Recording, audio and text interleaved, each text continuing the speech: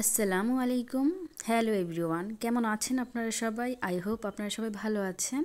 আলহামদুলিল্লাহ, আল্লাহ পাকের অশেষ রহমতে আমিও ভালো আছি।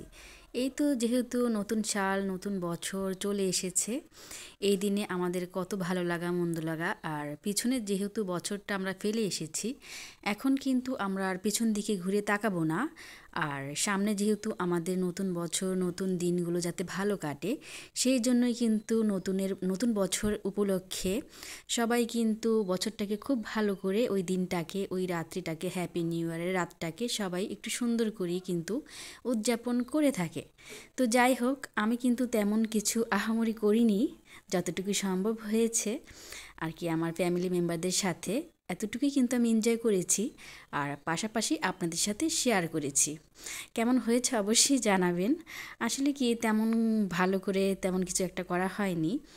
আর যেহেতু নতুন বছরকে ঘিরে এই দিনটা আমরা সবাই একটু ভালো মনে করি যে নতুন বছর এসেছে, কিভাবে আমরা সামনের দিনগুলো কাটাবো, কি করব, কি ভাবনা চিন্তা, এক একজনের এক একটা মন মানসিকতা কিন্তু থাকে, যে কেউ ভাবে যে কিভাবে আমরা যেই কাজটা করতেছি সামনের দিকে কি করব, ভবিষ্যৎ নিয়ে চিন্তা ভাবনা, পাস্ট, প্রেজেন্ট, ফিউচার আর কি এই ধরনের।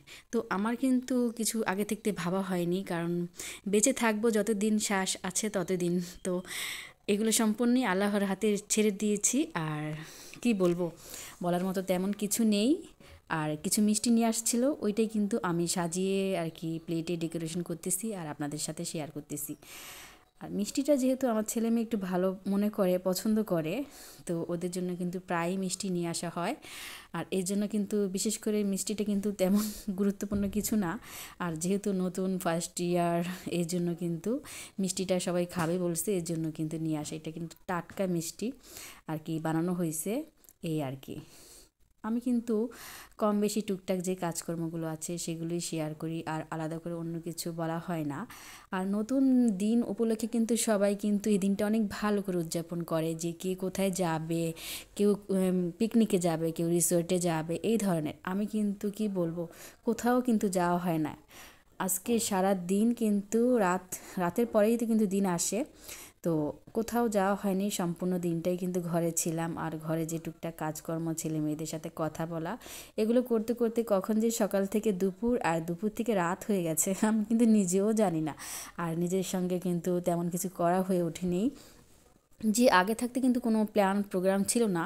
বিশেষ করে যে আগের যে বছরটা আমি খুব ভালো এনজয় করেছিলাম, রাতের 12টা বাজে যেমন আতশবাজি ফুটায়, এই ধরনের। যেহেতু এখানে তখন আমি কিন্তু আমার বাবার বাড়ি ছিলাম।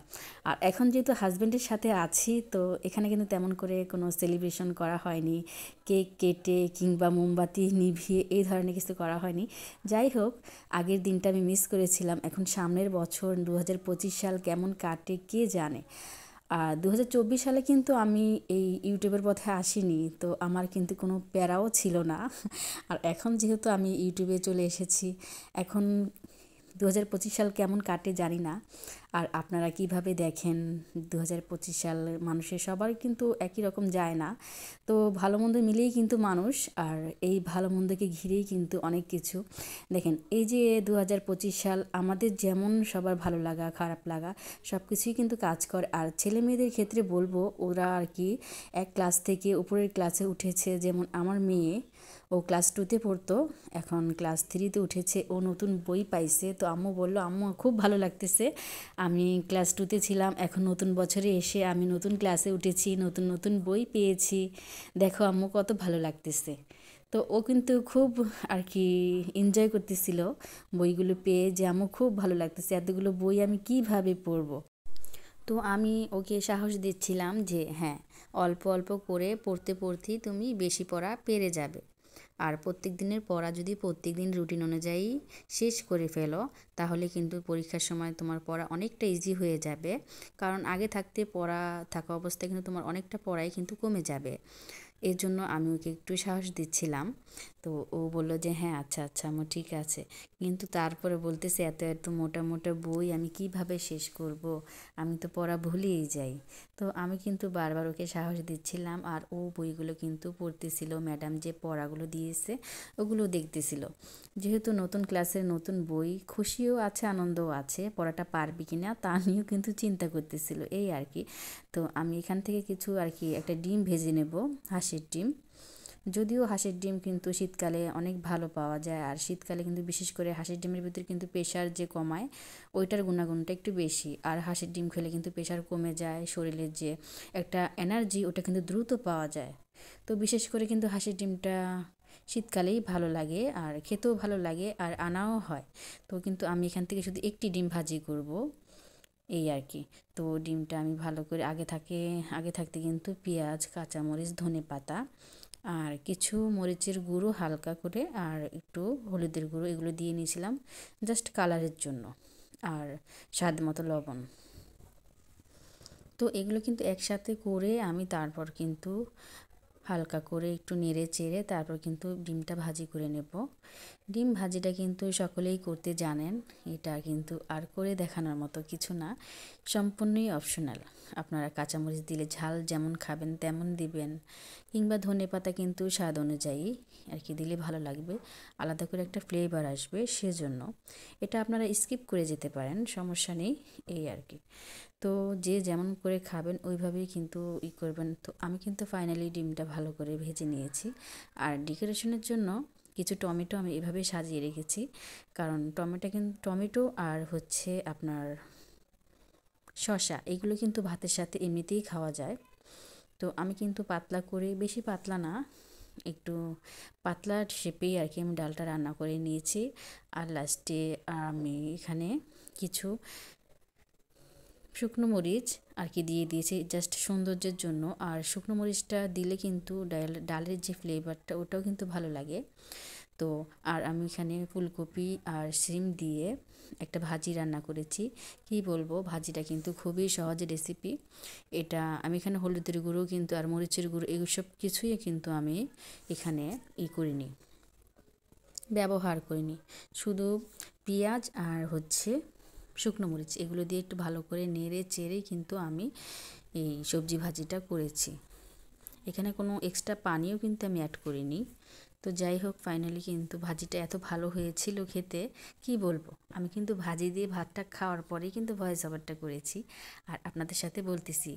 বিশেষ করে সময় এবং সুযোগ হলে অবশ্যই একবার সিম এভাবে লম্বা করে কেটে আর বড় বড় করে ফুলকপি কেটে একবার ভাজি করে খেয়ে দেখবেন, এর টেস্ট এত ভালো লাগবে যে মাছ মাংস এগুলোকেও কিন্তু হার মানাবে এই ভাজিটা, এত ভালো ছিল খেতে। তো যাই হোক, আমি কিন্তু এখান থেকে ভাজিটা রান্না করার পর ভাতগুলো আর কি বেড়ে ডেকোরেশন করে খাওয়া দাওয়ার পর্বটা কিন্তু শেষ করে নিয়েছিলাম। আর যেহেতু বিশেষ করে প্রথমেই বলেছিলাম যে হ্যাঁ, বছরের শুরুতে নাকি ভালো ভালো খেলে নাকি সবাই বলে সারা বছরই নাকি ভালো ভালো খাবে, এটা কিন্তু সম্পূর্ণ ভুল ধারণা। কিন্তু আগের এই যুগটা কিন্তু এখন নেই, এখন ডিজিটাল যুগ, প্রতিনিয়তই মানুষ আপডেট হয়ে যাচ্ছে। আর কাজ কর্ম চিন্তা চেতনা সব কিছুই কিন্তু আপডেট হচ্ছে।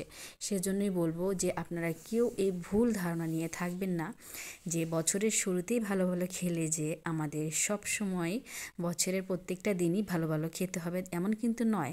আপনার ঘরে যেমন বাজার আসবে আপনি কিন্তু তেমনই রান্না করবেন, এটা সম্পূর্ণ আপনার ইচ্ছা অনুযায়ী। যে আজকে আমার মাছ মাংস আছে দেখে যে আমি আজকে মাছ মাংস খাবো এমন কিন্তু না, আমাদের রুচি নাও থাকতে পারে। সেজন্যই আমার রুচি ছিল না, কারণ সব সময় কিন্তু অলওয়েজ এভরি টাইম মাছ মাংস এটা সেটা রান্না করা হয়। এর জন্য কিন্তু আমার সেই দিন আর ভালো লাগেনি। এর জন্য কিন্তু আমার এই পাতলা ডাল সবজি ভাজি এগুলি আমার থেকে খুব ভালো লেগেছিল। এর জন্য এক্সট্রা করে আমরা কিছু আর করিনি, যখন ইচ্ছা হবে তখনই করব। সম্পূর্ণ এটা আমার ইচ্ছে অনুযায়ী, যে আমার যখন যেটা ভালো লাগে তখনই কিন্তু আমি সেটা করি। আর এখান থেকে যে কিচেনের যে র্যাকগুলো ছিল ওগুলো কিন্তু আমি একটু একটু করে একটু গুছিয়ে নিলাম আর হালকাভাবে একটু ঝেড়ে পরিষ্কার করে নিলাম। আর বাচ্চারা কিন্তু প্রায় সময় বলে আম্মু পাস্তা রান্না করে দাও, তো যখন ভালো লাগে তখন রান্না করে দিই। কি বলবো, এক্সট্রা এত বেশি করে নিয়ে আসে যে পটে পটে রেখে দিলেও দেখা যায় এক্সট্রা থাকে, তো ওখান থেকে কিন্তু আমি রান্না করে দিই। তো আর এখানে যেহেতু টেবিলটা গুছিয়ে নিয়ে দিয়েছিলাম আর এখানে ফলের ঝুড়িগুলো একটু ঠিক করে রাখলাম। তো সংসারে যে টুকিটাকি কাজকর্মগুলো থাকে এগুলো সম্পূর্ণ কিন্তু দেখানো সম্ভব হয় না। অফ ক্যামেরায় যতটুকু সম্ভব হয় ওটা করে নিই। আর বিছানাটা ঝেড়ে নেব, আর কম্বলটা আমি গুছাতেছিলাম। তো গুছিয়ে কিন্তু ফেললাম। তো হালকাভাবে এটা সেটা করতে করতে কিন্তু দিন চলে যায়। কখন নিজের টেক কেয়ার করব কিংবা অন্য কিছু ভাববো বা চিন্তা করব, এই ধরনের কিছু হয়ে ওঠে না। দেখা যায় যে সম্পূর্ণ মন মানসিকতা কাজে কর্মের পিছনে কিন্তু আমাদের ভালো লাগা মন্দ লাগা সব কিছু কিন্তু মিশে যায়। এর জন্য আর তেমন করে চিন্তা ভাবনা থাকলেও যে সময়ের জন্য করা হয় না, নিজের টেক কেয়ারও করা হয় না, এই ধরনের আর কি। কাজকর্ম, ছেলে মেয়ে, ঘর সংসার এগুলো করতে করতেই কিন্তু সময় চলে যায়। তো সময়ের যে এত একটা গুরুত্ব, সময় যে এত মূল্যবান, সময় এবং স্রোত কিন্তু কারোর জন্য অপেক্ষা করে না। যাই হোক, এতটা সময় জুড়ে আমার সাথে যারা এখনও আছেন, ছোট্ট একটি লাইক দিতে ভুলে গেছেন, একটি লাইক দিয়ে দেবেন। সকলে ভালো থাকবেন, সুস্থ থাকবেন। দেখা হবে অন্য একটি ব্লগ ভিডিওতে। আল্লাহ হাফেজ।